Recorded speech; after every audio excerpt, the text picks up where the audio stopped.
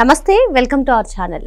ఆంధ్రప్రదేశ్ మాజీ ముఖ్యమంత్రి వైఎస్ జగన్మోహన్ రెడ్డి రేపు సత్తెనపల్లి మండలంలోని రెంటపల్లి గ్రామంలో పర్యటించనున్నారు.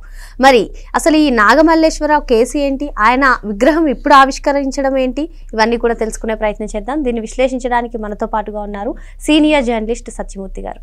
నమస్తే సార్. నమస్కారం సార్. ఇటీవల కాలంలో వైఎస్ జగన్మోహన్ రెడ్డి చేస్తున్నటువంటి పర్యటనలన్నీ కూడా చర్చనీయాంశంగా మారాయి. ఆంధ్రప్రదేశ్లో అల్లర్లు, శాంతి భద్రతలకు విఘాతం కల్పించే విధంగానే ఆయన పర్యటనలు ఉన్నాయి, వాళ్ళే ప్రేరేపిస్తున్నారంటూ కూడా కొందరు అనుమానం వ్యక్తం చేస్తున్నారు సార్. ఈ నేపథ్యంలోనే ఆయన సత్తెనపల్లి మండలం రెంటపల్లి గ్రామంలో పర్యటిస్తున్నారని చెప్పి వార్తలు వస్తున్నాయి. ఏంటి అసలు ఆ నాగమల్లేశ్వరరావు కేసు ఏంటి, ఆయన ఎప్పుడో చనిపోయి సంవత్సరం అయిందంటున్నారు, ఇప్పుడు జగన్మోహన్ రెడ్డి వెళ్ళడం ఏంటి, ప్రస్తుతం ఇదంతా చర్చనీయాంశంగా మారింది, మీ విశ్లేషణ ఏంటి సార్? అంటే దురదృష్టకరమైన విషయం ఏంటంటే ఇదివరకు మహాత్మా గాంధీకి, బిఆర్ అంబేద్కర్కి ఇటువంటి వాళ్ళకి విగ్రహాలు పెట్టేవాళ్ళు. ఇప్పుడు ఏంటి అంటే ఇప్పుడు కాలం ఎట్లా మారింది అంటే ఈ జగన్మోహన్ రెడ్డి ఎవరెవరో విగ్రహాలు, అంటే విగ్రహం ఉంట, కాంస్య విగ్రహం ఉంట, అతని ఇనాగరేషన్ కి పోతున్నాడు. కాంస్య విగ్రహం పెట్టడం ఏంటి? అతను ఎవరు? నాగమల్లేశ్వరరావు అంటే అతను ఒక వైఎస్ఆర్ కాంగ్రెస్ పార్టీ నాయకుడు. వైఎస్ఆర్ కాంగ్రెస్ పార్టీ నాయకుడు అయితే ఏదో ఆ పార్టీని ఆర్గనైజ్ చేసుకోవచ్చు, అది ఇది ఏదైనా చేయొచ్చు. ఇతను మొత్తం అక్కడ ఉన్న మొత్తం తెలుగుదేశం వాళ్ళందరినీ వేధించాడు, ఫాల్స్ కేసులు పెట్టించాడు, రకరకాల పనులు చేశాడు. ఇతను తర్వాత కాలంలో ఏం చేశాడు అంటే జగన్మోహన్ రెడ్డి టైంలోనే కేసులు పడ్డాయి ఇతని మీద. జగన్మోహన్ రెడ్డి ముఖ్యమంత్రిగా ఉన్న టైంలోనే కేసులు పడ్డాయి అంటే మరి ఆలోచించుకోండి, అంటే ఎంత విచ్చలవిడిగా ప్రవర్తించేవాడు. జగన్మోహన్ రెడ్డి మళ్ళీ గెలుస్తాడు అన్న భ్రమలో ఉన్నాడు ఇతను కూడా. అసలు జగన్ అన్నకి తిరుగులేదు, మొత్తం ఆంధ్రప్రదేశ్ ప్రజలందరూ జగన్ అన్నకి రాసి ఇచ్చేశారు అన్న భ్రమలో ఉన్నాడు ఈ నాగమల్లేశ్వర్. ఆ విలేజ్ లో ఇతనికి అంటే దాదాపుగా చాలా 35 ఎకరాలు ఎంతో ఉండేది వాళ్ళ నాన్నకి, అంటే దాదాపుగా ల్యాండ్ లార్డ్ కింద లెక్క. ఈ భూకామందు మొత్తం అందరినీ కూడా కమాండ్ చేసేవాడు. ఇతనికి ఒక తమ్ముడు ఉన్నాడు, అతను గుంటూరులో ఏదో రియల్ ఎస్టేట్ వ్యాపారం చేసుకుంటూ ఉన్నాడు. విలేజ్ లో ఉండే ఇతను రాజకీయ కార్యకలాపాలు కాకుండా ఈ తెలుగుదేశం పార్టీ వాళ్ళని అందరినీ వేధించటం, వాళ్ళని ఇది చేయటం, రకరకాల పనులు చేశాడు. జగన్మోహన్ రెడ్డి మళ్ళీ ముఖ్యమంత్రి అవుతాడు అని చెప్పి ఇతను పందాలు కాసాడు ఎలక్షన్లు అయిన తర్వాత. ఎలక్షన్లు జరగటానికి తర్వాత కౌంటింగ్ జరగటానికి మధ్యలో చాలా గ్యాప్ ఉంది కదా, ఈ గ్యాప్లో చాలా ఇది చేశాడు. ఎలక్షన్ టైంలో కూడా ఇతని మీద పోలీసులు నిఘా వేసి ఉంచారు. సత్తెనపల్లి రూరల్ పోలీసులు ఇతని మీద నిఘా వేసి ఉంచేవాళ్ళు, ఎందుకంటే ఇతనికి బ్యాక్గ్రౌండ్ అట్లా ఉంది కాబట్టి. తర్వాత ఏం జరిగింది అంటే కౌంటింగ్ టైంకి వచ్చేసరికి పోలీసులు ఇదంతా జరిగింది ఎప్పుడు అంటే జూన్లో ఎలక్షన్ రిజల్ట్స్ రాకముందు జరిగింది. ఇదేదో నిన్న మొన్న జరిగిన ఇన్సిడెంట్స్ కాదు. ఇతన్ని జూన్ అంటే ఈ 2024 జూన్లో 3, 4, 5 తారీఖుల్లో 4, 5, 6 తారీఖుల్లో అనుకుంటా పోలీసులు, అంటే కౌంటింగ్ జరగబోతున్నది కాబట్టి కౌంటింగ్ కేంద్రాల దగ్గర వీళ్ళు వచ్చి గొడవ చేస్తారన్న ఉద్దేశంతో సత్తెనపల్లి రూరల్ పోలీసులు ఒక 33 మందిని పోలీస్ స్టేషన్కి పిలిపించి వాళ్ళందరినీ ఏం చేశారంటే పోలీస్ స్టేషన్ బయట కుర్చీలేసి కూర్చోబెట్టారు. మీరు ఇక్కడ కూర్చోండి, పొద్దున 10 నుంచి సాయంత్రం 5 దాకా కూర్చోవాలి. ఎవరు వాళ్ళు ఆ 33 మంది అంటే కొంతమంది ఇట్లా ఈ నాగమల్లేశ్వరరావు లాగా ట్రబుల్ మేకర్స్, కొంతమంది ఆ డీజేలు పెట్టేవాళ్ళు ఉంటారు కదా, ఆ మైక్ సెట్ల వాళ్ళందరినీ తీసుకొచ్చి అక్కడ కూర్చోబెట్టారు. ఎందుకంటే ఎవరు ఊరేగింపు తీయటానికి వీలు లేదు రిజల్ట్స్ వచ్చిన తర్వాత కూడా. అందుకని పోలీసులు ముందు జాగ్రత్తగా తీసుకొచ్చి 3, 4, 5 తారీఖుల్లో కూర్చోబెట్టారు. కూర్చోబెట్టిన తర్వాత రిజల్ట్స్ వచ్చింది, మనం చూసాం కదా. 4వ తారీఖు కౌంటింగ్ అయిపోయింది, 4వ తారీఖు మధ్యాహ్నానికి రిజల్ట్స్ వచ్చింది. జగన్మోహన్ రెడ్డికి 151 స్థానాల నుంచి 11 స్థానాలకి పడిపోయాడు. జగన్మోహన్ రెడ్డి 175కి 175 అన్నాడు కదా, మొత్తం 175 నాకే వస్తుంది. కుప్పంలో చంద్రబాబు ఓడిపోతాడు, మంగళగిరిలో లోకేష్ ఓడిపోతాడు, పిఠాపురంలో పవన్ కళ్యాణ్ ఓడిపోతాడు అని కదా జగన్మోహన్ రెడ్డి ప్రచారం చేసింది. ఆ తర్వాత ఏం చేశాడు, రిజల్ట్స్ అంటే పోలింగ్ అయిపోయిన తర్వాత రిజల్ట్స్ రావడానికి ముందు అతను ఎక్కడికో లండన్ ఎక్కడికో వెళ్ళాడు కదా, ఆ వెళ్ళటానికి ముందర ఐపాక్ వాళ్ళతోటి కలిసి తమ్మునేలు చూపిస్తూ మొత్తం అందరితో కలిసి ఫోటోలు తీసుకున్నాడు. మనం వీఆర్ కమింగ్ 151 కన్నా ఎక్కువ వస్తాయని చెప్పేశాడు. అందరికీ అదే ప్రచారం చేశాడు. సజ్జల రామకృష్ణారెడ్డి అయితే మనం బలానా రోజున విశాఖపట్నంలో ప్రమాణ స్వీకారం చేస్తున్నాం అని చెప్పేశాడు. ఆ సాక్షి పేపర్లో ఉంటాడు యాంకర్ ఈశ్వర్ అని, అతనైతే ఇంకా పెట్టండి డీజేలు అది ఇది మనం చేస్తున్నాం, మనం విశాఖపట్నంలో మనం ప్రమాణ స్వీకారం అని. ఇవన్నీ పాపం ఈ నాగమల్లేశ్వరరావు నిజమని నమ్మాడు. నిజమని నమ్మి ఏం చేశాడంటే బెట్టింగులు కాశాడు. ఎంత బెట్టింగులు కాశాడో తెలియదు కానీ ఒక కేసు మాత్రం తెలుసు. ఆ ఒక్క కేసులో 10 లక్షలు బెట్టింగ్ కాశాడు. జగన్ అన్న మళ్ళీ ముఖ్యమంత్రి అవుతాడు అని చెప్పి ఈ 10 లక్షలు బెట్టింగ్ కాసి వాళ్ళ పేర్లు కూడా చెప్తాను నేను, ఎవరితో బెట్టింగ్ కాశాడు అనేది. కోట సాంబ, మరిశెట్టి రామసైదులు, కొండలు, బెల్లం సాంబయ్య, వీళ్ళందరూ కూడా అదే విలేజ్కి సంబంధించిన వాళ్ళు. 10 లక్షల రూపాయలు వీళ్లతో జగన్ అన్న మళ్ళీ గెలుస్తాడని బెట్టింగ్ కాశాడు. రిజల్ట్స్ చూస్తే అట్లా వచ్చింది. రిజల్ట్స్ మొత్తం అంతా జగన్మోహన్ రెడ్డి డెబాకిల్ రిఫ్లెక్ట్ చేసింది. దాంతో ఇతనికి ఏం చేశాడు అంటే ఆ 10 లక్షలు కట్టాలి. ఇంట్లోనేమో అంత ఉమ్మడి కుటుంబం, ఇంకా వాళ్ళ ఫాదర్ ఉన్నాడు, తమ్ముడు ఉన్నాడు కాబట్టి ఆస్తు పంపకాలు అవి జరగల. ఇతను నాగమల్లేశ్వరరావు అడిగాడు, నాకు ఆస్తి పంచివు, నా వాటా నాకు ఇవ్వని. మరి వాళ్ళ నాన్న ఇచ్చినట్టు లేడు. దాని మీద ఇంట్లో గొడవలు జరిగినాయి. ఇంట్లో గొడవలు జరిగిన తర్వాత ఇతను ఏం చేశాడంటే 6వ తారీఖు రిజల్ట్స్ వచ్చింది, 4వ తారీఖు. 6వ తారీఖు ఇతను ఏం చేశాడంటే మరి వాళ్ళు వచ్చి డబ్బులు అడుగుతారు కదా బెట్టింగ్ కాస్తే. ఆ బెట్టింగ్ కూడా పెద్ద ముఠా ఉంది అక్కడ. ఆ ముఠా ఎవరు అంటే అతను నరసరావుపేట పార్లమెంటు కాన్స్టిట్యున్సీకి పోటీ చేశాడు అనిల్ కుమార్ యాదవ్ అని, వైసీపీ లీడర్. అతను నెల్లూరు నుంచి తీసుకొచ్చి నరసరావుపేటలో ఎంపీ క్యాండిడేట్గా పెట్టారు. అతను బెట్టింగ్ ముఠా అనమాట. అతను నెల్లూరులో ఉన్నప్పుడు కూడా అదే పని చేసేవాడు. అతని ముఠా మనుషులు ఈ బెట్టింగ్ కలెక్షన్స్ చేసేవాళ్ళు అనమాట. అది ఇదంతా పెద్ద పెద్ద ముఠా, పెద్ద గ్యాంగులు ఉన్నాయి, రకరకాల కథలు ఉన్నాయి అక్కడ.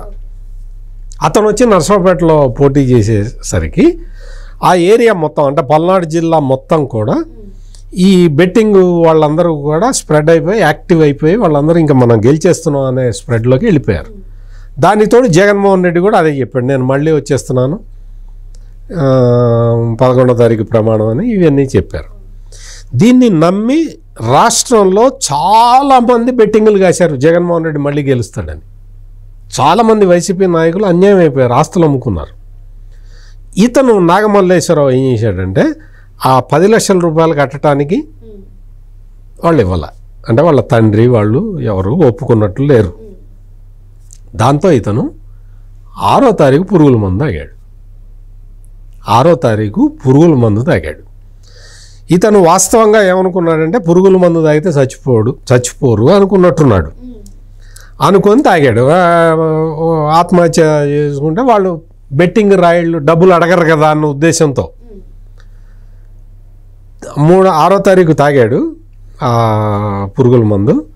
తాగిన తర్వాత 9వ తారీఖు హాస్పిటల్లో చనిపోయాడు.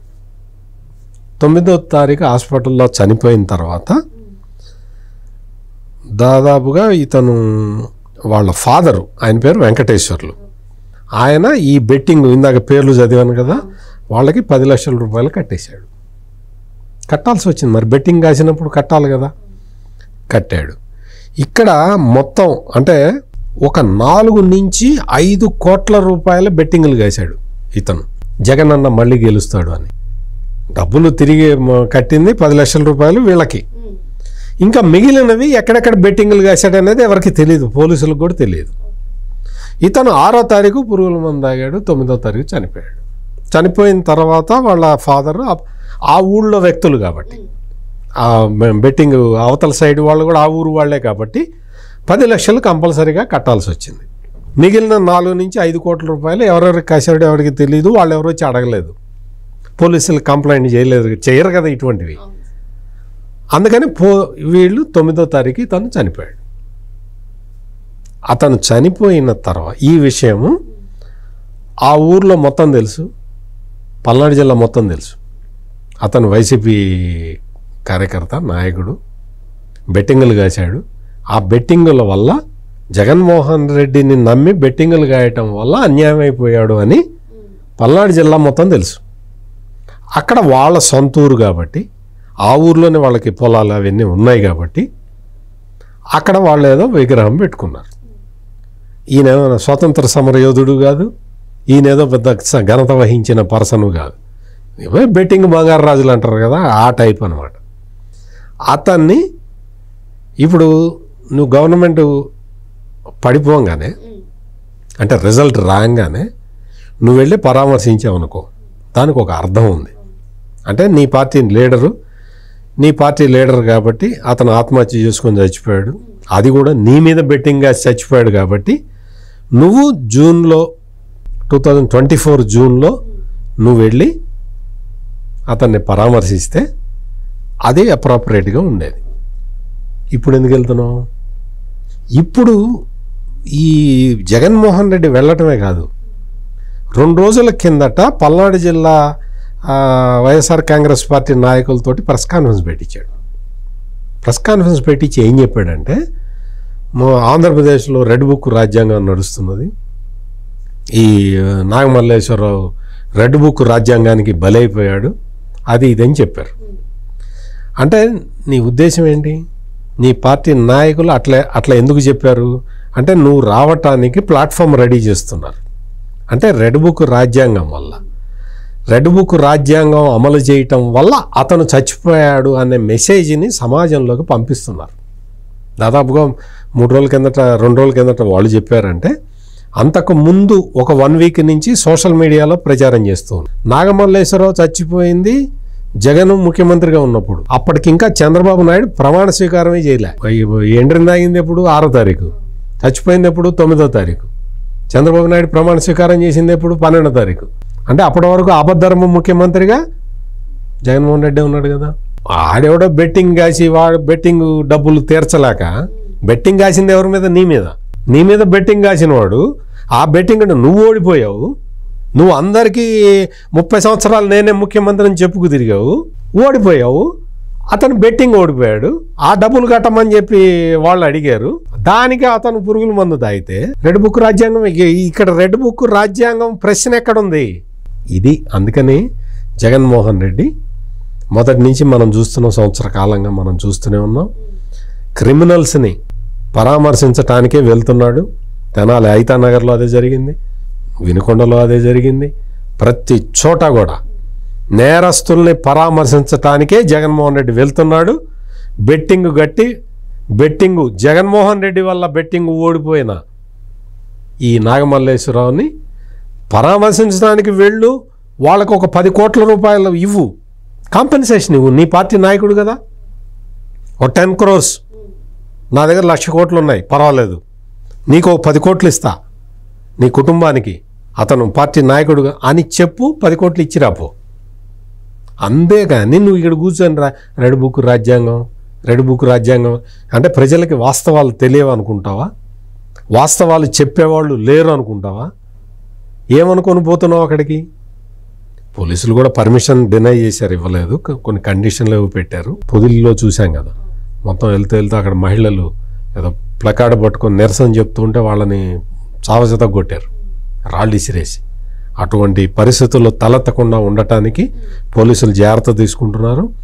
జగన్మోహన్ రెడ్డి కూడా వెళ్తున్నది ఒక బెట్టింగులో, తన మీద బెట్టింగ్ కాసి చనిపోయిన వ్యక్తిని, ఆ వ్యక్తి కుటుంబాన్ని పరామర్శించడానికి వెళ్తున్నాడు తప్ప దానికి కూటమి ప్రభుత్వానికి ఎటువంటి సంబంధం లేదు. సార్, ఇప్పుడు మీరు చెప్పినట్టుగానే గంజాయి బ్యాచ్ అయిపోయింది, బెట్టింగ్ బ్యాచ్ మిగిలింది.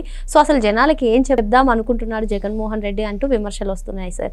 ఇప్పుడు మీరు చెప్పినట్టుగా చూసుకున్నట్లయితే ఆయన బెట్టింగ్ జగన్ వల్లే చనిపోయాడు, సూసైడ్ చేసుకున్నది అన్నది స్పష్టంగా అర్థమవుతుంది. అయినా సరే జగన్ 2.0 వస్తుంది, మరో 30 ఏళ్ళు జగన్మోహన్ రెడ్డి అంటే ఏం చెప్పాలనుకుంటున్నాడు? ఇటువంటి ఆత్మహత్యలు కొనసాగాలనుకుంటున్నాడా జగన్మోహన్ రెడ్డి అంటూ కొన్ని ప్రశ్నలు అయితే ఉత్పన్నమవుతున్నాయి. మీరేమంటారు? జగన్మోహన్ రెడ్డి ఇంటెన్షన్ ఏంటంటే సమాజంలో నేరాలని ప్రోత్సహించడం, నేరస్తుల్ని ఎక్కువ చేయటం. నేరస్తుల్ని ఎక్కువ చేస్తే ఏమవుతుంది అంటే, అదే ప్రయత్నం చేశాడు అధికారంలో ఉన్న 5 సంవత్సరాలు, అదే చేశాడు. గంజాయి బ్యాచ్ల్ని పెంచి పోషించాడు. దాంతో ఏంటి అంటే పరువు గల వాళ్ళు, మర్యాదస్తులు, మంచి కుటుంబాల నుంచి వచ్చిన వాళ్ళు, చదువుకున్న వాళ్ళు ఈ రాజకీయాల్లోకి రాకూడదు అనేది జగన్మోహన్ రెడ్డి ఉద్దేశం. అంటే ఈ రౌడీ ఎలిమెంట్సే మొత్తం మనం చూస్తూనే ఉన్నాం కదా. మొత్తం పల్నాడు జిల్లాలో ఎటువంటి రౌడీల్ని ప్రోత్సహించాడో మనం చూసాం కదా. రౌడీ ఎలిమెంట్స్ని ప్రోత్సహిస్తే, వాళ్ళకి రాజ్యాధికారం వాళ్ళ చేతుల్లోకి వెళ్ళిపోయేలాగా చేస్తే సమాజం మొత్తం తన కంట్రోల్లో ఉంటుంది. ఇంకెవరు పరువు గల వాళ్ళు ఎవరు రారు కదా, ఎవరు బయటకు వచ్చి మాట్లాడరు. అక్కడ పిన్నెల్లి రామకృష్ణారెడ్డి, తురకా కిషోరు వీళ్ళని ఎదిరించి ఎవరు మాట్లాడాలి? ఎవరు మాట్లాడతారు? మాట్లాడితే చంపేస్తారు కదా. అందుకని చెప్పి అటువంటి ఎలిమెంట్స్ని ఎక్కువ చేసే ప్లాన్లో జగన్మోహన్ రెడ్డి ఉన్నాడు. అధికారంలో ఉన్నప్పుడు అదే చేశాడు, అధికారం కోల్పోయిన తర్వాత దాన్ని కంటిన్యూ చేస్తూ ఉన్నాడు. మరో అంశంతో మళ్ళీ కలుద్దాం. Thank you sir. నమస్కారం అండి.